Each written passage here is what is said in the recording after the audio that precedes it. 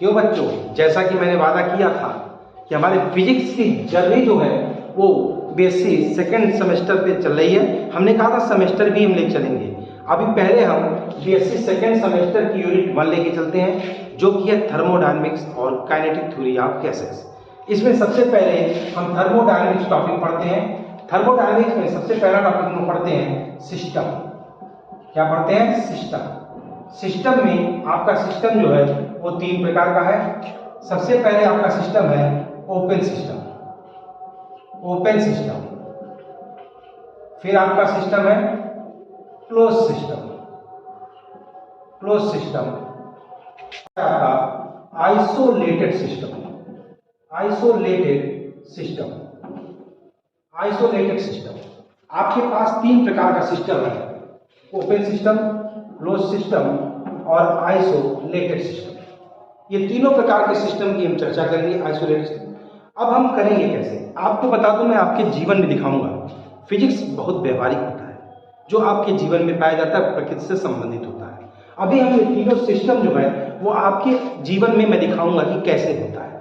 देखिए, इसको आप मत भूलिएगा, ये सीएम लिखा हुआ है, इसका मतलब कंसंट्रेट माइंड, यानी अपनी माइंड को पूरी तरह से कंसंट्रेट करके इस वीडियो को सुनना। सबसे पहले आते हैं ओपन सिस्टम। आपके पास 2 प्रकार की चीजें होती है, एक होती है एनर्जी और एक होता है मैटर। मैटर, इसका मतलब कि जब कभी सिस्टम और सराउंडिंग, या 2 सिस्टम, कुछ भी कह सकते हैं, जब कभी सिस्टम और सराउंडिंग के बीच एनर्जी और मैटर दोनों का ट्रांसफर हो, माने बोथ आर ट्रांसफरेबल, अगर दोनों को आदान प्रदान हो, बोथ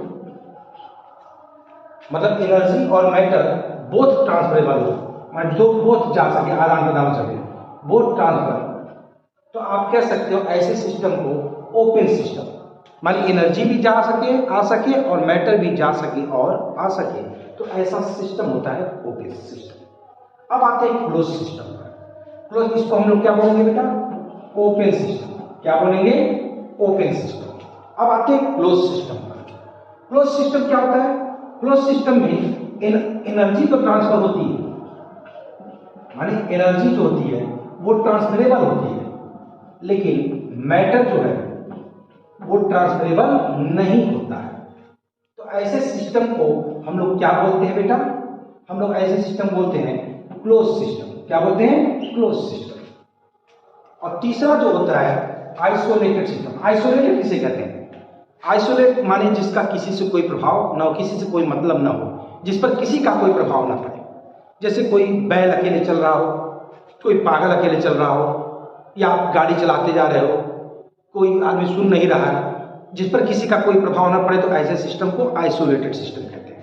इसका मतलब साफ है कि ऐसा सिस्टम जैसे जिसमें एनर्जी भी ट्रांसफरेबल ना हो और मैटर भी ट्रांसफरेबल ना हो, तो ऐसे सिस्टम को हम लोग क्या बोलते हैं? Isolated system. इसका मतलब समझ गए होंगे आप। 2 चीज पकड़ के बैठ जाओ, energy matter, energy matter, energy matter. Energy matter both are transferable, तो ओपन सिस्टम।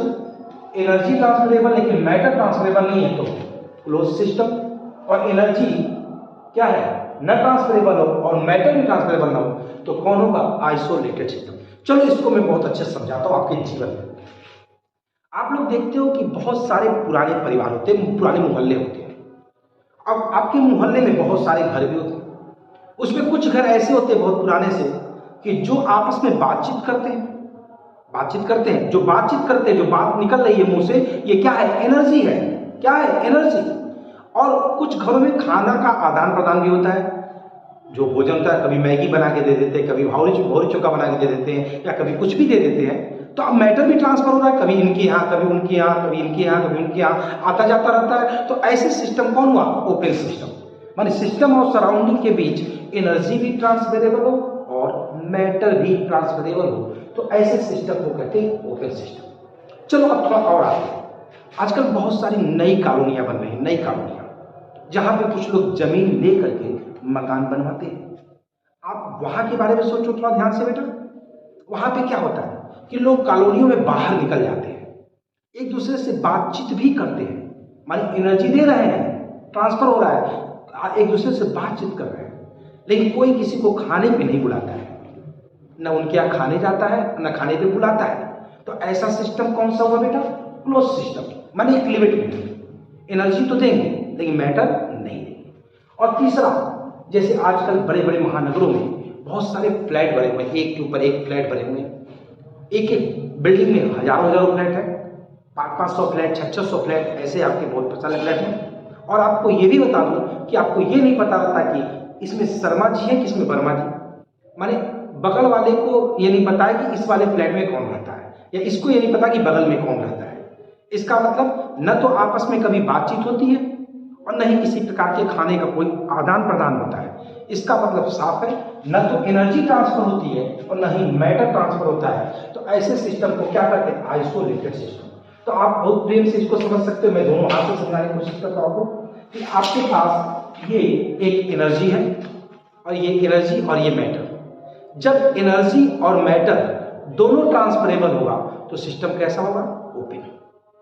जब एनर्जी ट्रांसफरेबल होगा और मैटर ट्रांसफरेबल नहीं होगा, देखो हमने मुट्ठी बंद कर दिया, मैटर ट्रांसफरेबल नहीं हुआ तो कौन सिस्टम होगा बेटा? ये आप बताओ, क्लोज सिस्टम।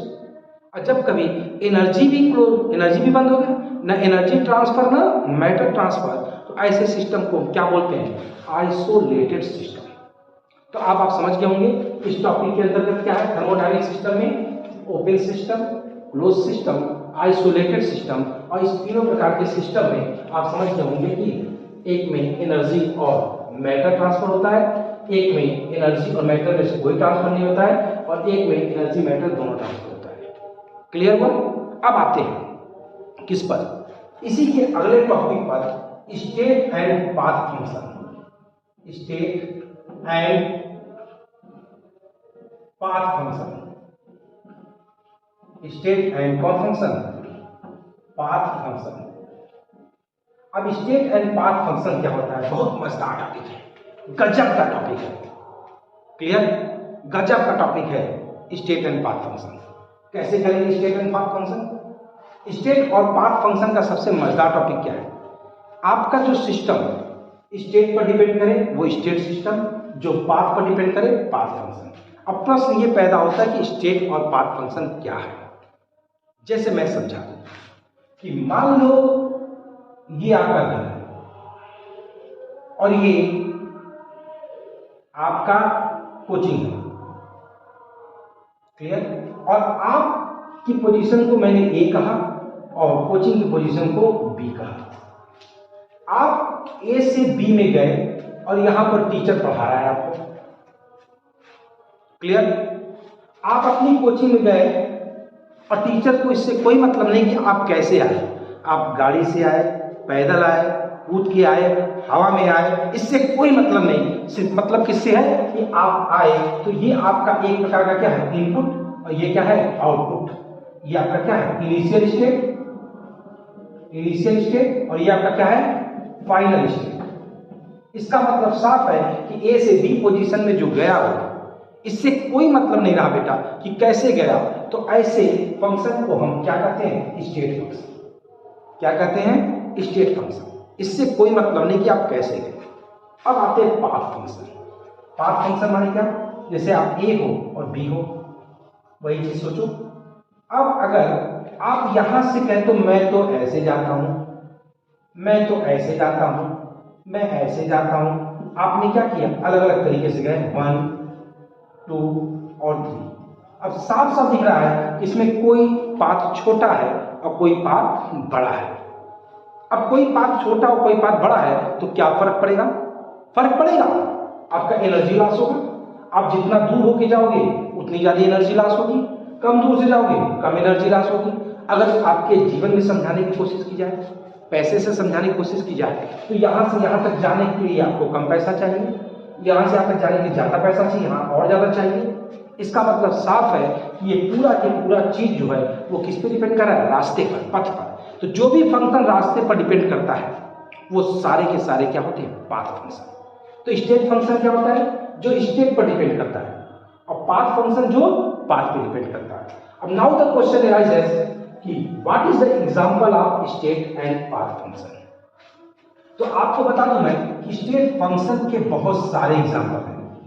स्टेट फंक्शन के बहुत सारे एग्जाम्पल हैं। जैसे मैंने कह दिया कि मान लो आपकी कोई इनिशियल स्टेट है P1, B1 और T1, प्रेशर P1 है, वॉल्यूम V1 है और टेम्परेचर T1 है, और ये अपने फाइनल स्टेट पे पहुंच जाता है P2, V2 और T2। इसका मतलब साफ है कि एक चेंज हुआ। तो जहां जहां पर चेंज हुआ उसको हम लोग डेल्टा बोलते हैं। तो जितने फंक्शन को हम डेल्टा से रिप्रेजेंट करते हैं, delta P, delta V, delta T, ऐसे ही बहुत सारे फंक्शन होते हैं।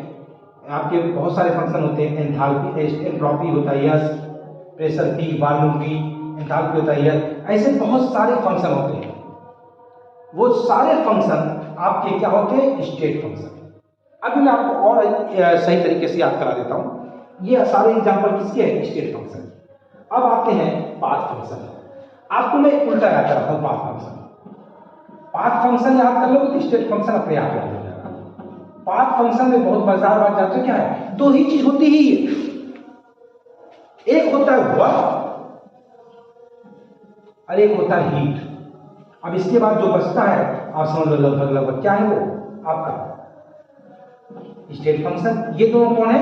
Path function. इसको आप ऐसे नहीं समझ सकते हो एग्जाम्पल के तौर पे कि जैसे आप अपने घर में जाते हो और बात बात पे मम्मी गुस्सा हो जाती है, उनका गर्म हो जाती है, टेम्परेचर उनका बढ़ जाता है, तो क्या कर सकते हो? उनके अंदर क्या आ जाता है? हीट। क्या आ जाता है? हीट। ये आपकी कौन हो गए? मम्मी हो गई। कौन हो गई आपकी? मम्मी। अब पापा बेचारे दिन भर काम करते रहते हैं, दिन भर काम करते रहते, वर्क कर रहे हैं बाहर, ये आपके कौन हो गए? पापा। तो पापा और मम्मी दोनों के दोनों ही इस दशा में क्या है बेटा? Path function. यहां पे पापा के स्थान पे वर्क याद कर लो और मम्मी के स्थान पे हीट याद कर लो। तो ये आपके कौन फंक्शन हो गए? Path function. तो आप समझ गए होंगे पाथ फंक्शन माने वर्क और हीट दोनों के दोनों ही पाथ पर डिपेंड करता है। जैसे मैंने कहा अगर आप ए पोजीशन से बी पोजीशन पर जाते हो और ऐसे जाते हो, ऐसे जाते हो, तो बताओ ये पोजीशन 1, ये पोजीशन 2। आप हमको बताओ कि ए से बी तक जाने में किसमें ज्यादा वर्क हुआ होगा? ये आपको भी दिख रहा होगा कि ये रास्ता बड़ा है, जो रास्ता बड़ा है तो ज्यादा वर्क हुआ, ये रास्ता छोटा है तो कम वर्क हुआ। इसका मतलब साफ है कि वर्क कम या ज्यादा हो रहा है वो किस बात पर डिपेंड कर रहा है? इस बात पर डिपेंड कर रहा है कि इसका पथ कैसा है। इसका मतलब कैसा फंक्शन है? पाथ फंक्शन है। चलो एक एग्जांपल और देते हैं। अगर मैं कहीं पे कोई रॉड ले लेता हूं और यहां से इसको हीट देता हूं और एक रॉड और ले लेता हूं और इसको भी हीट देता हूं और दोनों को सेम टेम्परेचर पे करना है, तो बताओ किसमें ज्यादा हीट देनी पड़ेगी? ऑब्वियसली जो बड़ा वाला है वो ज्यादा हीट लेगा और जो छोटा वाला है वो कम हीट लेगा। क्यों? क्योंकि इसका पाथ ज्यादा है और इसका पाथ कम है। इसका मतलब हीट कैसा फंक्शन है? पाथ का फंक्शन। तो आप जान लो कि पाथ फंक्शन आपके मेनली दो ही है ही, एक तो वर्क है और एक हीट है। इसके बाद जितना भी आपको मिलता है pressure, volume, temperature, entropy, enthalpy, Gibbs function, है ना सभी, ये सब आपके साथ कौन है? State function. तो आज आप क्लियर हो गए। स्टेट फंक्शन वो होते हैं जो स्टेट पर डिपेंड करते हैं और पाथ फंक्शन वो होते हैं जो पाथ पर डिपेंड करते हैं। तो आज हमने क्या किया? बीएससी सेकेंड सेमेस्टर के पहली यूनिट के दो टॉपिक को क्लियर किया। जैसा कि मेरी आदत है मैं लास्ट में रिवीजन अवश्य करता हूं, तो मैं इसका भी एक बार रिवीजन कर दूं। लास्ट में आप रिवीजन जरूर देखा करो और इस समय तो पूरा इसको फॉलो किया करो, कंसंट्रेट माइंड में। आज हम लोगों ने क्या क्या पढ़ा देखिए, ये जरूर याद रखिए। पहला मैंने पढ़ा क्या? Open system. दूसरा हमने क्या पढ़ा? Close system. तीसरा हमने क्या पढ़ा? Isolated system. चौथा हमने क्या पढ़ा? State function. पांचवा हमने क्या पढ़ा? Path function. क्लियर है? क्लियर है? Is that clear? वेल, अब देखो ओपन सिस्टम में हमने क्या कहा? एनर्जी भी ट्रांसफर होगी और मैटर भी ट्रांसफर होगा सराउंडिंग के साथ, सिस्टम के साथ। क्या कहलाएगा? Open system. क्लोज सिस्टम में क्या है? एनर्जी तो ट्रांसफर होगी लेकिन कोई मैटर हमारे खाने का कोई आदान प्रदान नहीं होगा, जो बताए थे हम आपको कॉलोनी वाला, तो मैटर ट्रांसफर नहीं होगा। तो कौन सिस्टम? Close system. और आइसोलेटेड सिस्टम में हिंदी में कहावत है ना ऊधो का लेना न माधो का देना, न ऊधो से लेंगे और न माधो को देंगे। इसका मतलब साफ है, न तो एनर्जी देंगे और न ही मैटर देंगे, कोई मतलब न तो लेंगे और न ही देंगे। ऐसे सिस्टम को कहते हैं आइसोलेटेड सिस्टम। अब आते हैं स्टेट फंक्शन और पाथ फंक्शन। स्टेट फंक्शन क्या होता है? जो सिर्फ स्टेट पर डिपेंड करे। किस पर डिपेंड करे? Depend on state, depend on state. For example pressure, volume, temperature, entropy, enthalpy, Gibbs function etcetera. ऐसे ये आपका कौन फंक्शन है? State function. और सबके आगे आप क्या लगा सकते हो? डेल्टा। क्या लगा सकते हो? डेल्टा। डेल्टा चीज को दिखाता है। पाथ फंक्शन किसे कहते हैं? Depend on path, depend on path. इसमें खाली मेनली कौन कौन से हैं? वर्क और हीट, पापा और मम्मी। तो आप समझ गया होगा मेरे ख्याल से, आपको ये पूरा सिस्टम कायदे से समझ में आ गया होगा। कौन कौन सा? ये आपको सिस्टम मैंने समझाया, थर्मोडायनेमिक सिस्टम, और इसके बाद स्टेट और पाथ फंक्शन। अब हमारी अगली वीडियो इसके बाद आएगी। अगली जर्नी का पड़ाव नेक्स्ट टॉपिक होगा बीएससी सेकेंड सेमेस्टर की यूनिट 1 का नेक्स्ट टॉपिक। क्लियर? यहाँ तक में किसी को कोई कंफ्यूजन होगा तो कमेंट बॉक्स में अवश्य लिख देगा, मैं उसको ठीक करने का प्रयास करूंगा अपनी वीडियो में। अगर कोई गलती होगी तो भी बताइए जाएगा। क्लियर? Is that clear? हो गया? चला जाए बेटा, चला जाए। Very good. तो मिलते हैं ब्रेक के बाद।